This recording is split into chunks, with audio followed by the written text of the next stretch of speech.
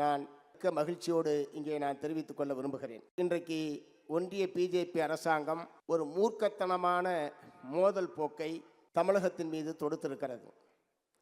மாநில அதிகாரங்கள் பறிப்பு அல்லது நிதி வழங்குவதிலே பாரபட்சம், மொழி திணிப்பு, தொகுதிகள் பறிப்பு என்று இப்படி அடுக்கடுக்கான தாக்குதல்களை ஒன்றிய பிஜேபி அரசாங்கம் தொடுத்து கொண்டிருப்பதை நாம் எல்லாம் அறிவோம்.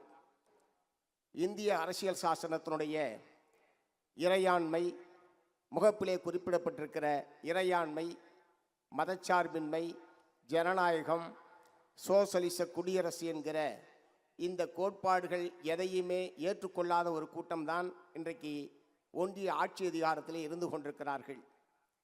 அவர்கள் இவை அனைத்தையும் குழி தோண்டி புதைத்து இந்து ராஷ்டிரா என்கிற ஆட்சியை அமைக்க வேண்டும் என்கிற நோக்கத்தோடு தான் அவர்கள் தொடர்ந்து செயல்பட்டு கொண்டிருக்கிறார்கள்.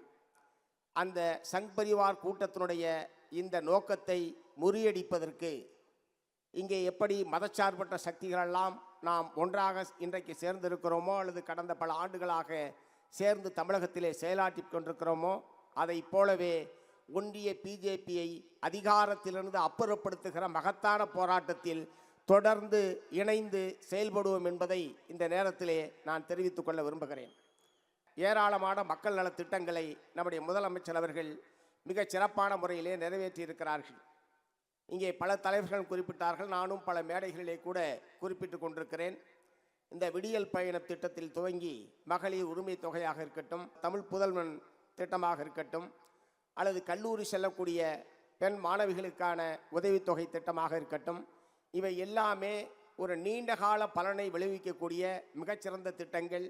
அதைவிட எல்லாவற்றுக்கும் மேலாக இல்லம் தேடி மருத்துவம் என்பதெல்லாம், குறிப்பாக மலைவாழ் மக்கள் வாழக்கூடிய பகுதியிலே அவர்களெல்லாம் மருத்துவம் என்பதே ஒரு காலங்காலமாக அவர்கள் பரம்பரையாக கற்றறிந்த மருத்துவத்தை தான் இன்றைக்கும் பயன்படுத்துவது என்கிற நிலையிலிருந்து இல்லந்தேடி மருத்துவம் என்பது வந்ததற்கு பிறகு எங்கே எந்த குக்கிராமத்திலே ஒருவருக்கு உடல்நிலை சரியில்லை என்றாலும் உடனடியாக இந்த வாகனம் செல்லும், மருத்துவர் செல்வார், செவிலியர் செல்வார் என்பதெல்லாம் அந்த மக்கள் மத்தியிலே மிகப்பெரிய மாற்றத்தை ஏற்படுத்தியிருக்கிறது என்பதை நான் இங்கே மிக்க மகிழ்ச்சியோடு தெரிவித்துக் கொள்ள விரும்புகிறேன். அவரை அப்பா என்கிற ஒரு செயலியை இப்போது உருவாக்கியிருக்கிறார்கள்.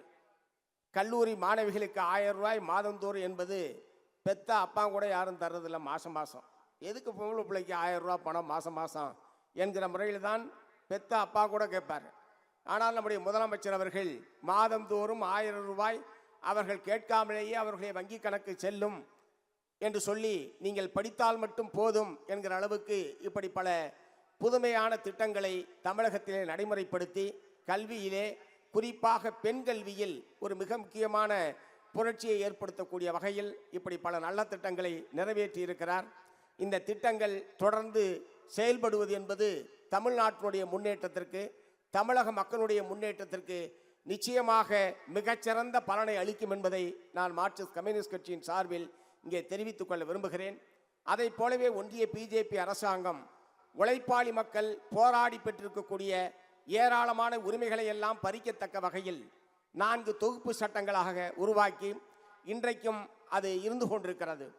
இந்த சட்டங்கள் எல்லாம் இன்றைக்கு 4 தொகுப்பு சட்டங்கள் என்பது இன்றைக்கு நடைமுறைப்படுத்தப்படாமல் இருக்கிறது என்று சொன்னால், சிஐடி, தோமுசா உள்ளிட்ட மத்திய தொழிற்சங்கங்கள் எல்லாம் சேர்ந்து ஒரு ஒன்றுபட்ட கூட்டு எதிர்ப்பை தெரிவிக்கிற காரணத்தினாலே தான் அந்த தொழிலாளர் விரோத சட்டங்கள் என்பது இன்றைக்கு வரைக்கும் நடைமுறைப்படுத்தப்படாமல் நிறுத்தி வைக்கப்பட்டிருக்கிறது.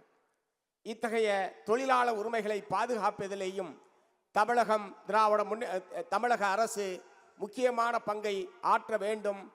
அதை போலவே தேர்தலிலே கொடுத்த ஏராளமான வாக்குறுதிகள் நிறைவேற்றப்பட்டிருக்கிறது.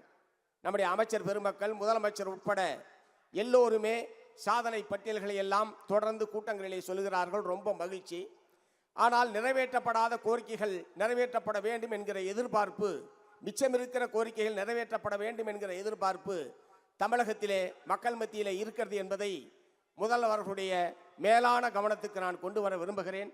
அந்த வாக்குறுதிகளை நிறைவேற்றுவதன் மூலமாக எப்படி 21ஆம் ஆண்டு தேர்தலில் தமிழகத்திலே மாபெரும் வெற்றியை இந்த அணி பெற்றதோ, அதை போலவே 2027 தேர்தலிலும் சந்தேகத்துக்கிடமின்றி மாபெரும் வெற்றியை ஈட்டக்கூடிய வகையில் அந்த மக்களுடைய எதிர்பார்ப்புகளை நிறைவேற்றுவதற்கு தொடர்ந்து மாநில முதலமைச்சர் அவர்கள் முன்முயற்சிகளை எடுக்க வேண்டும் என்று என்னுடைய அன்பான வேண்டுகோளை தெரிவித்து, மீண்டும் ஒருமுறை அவர் பல்லாண்டு காலம் நலமுடன் வாழ வேண்டும் என்று மார்க்சிஸ்ட் கம்யூனிஸ்ட் கட்சியின் சார்பில் மீண்டும் ஒரு முறை வாழ்த்தி நிறைவு செய்கிறேன். வணக்கம்.